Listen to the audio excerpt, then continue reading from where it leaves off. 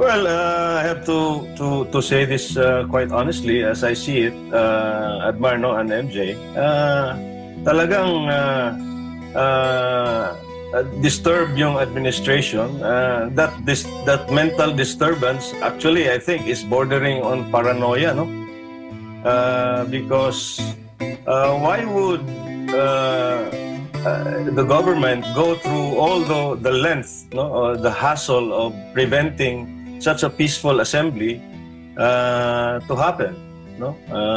Wala namang ginagawang any form of violence or any act that may be construed as tantamount to rebellion or even inciting sedition.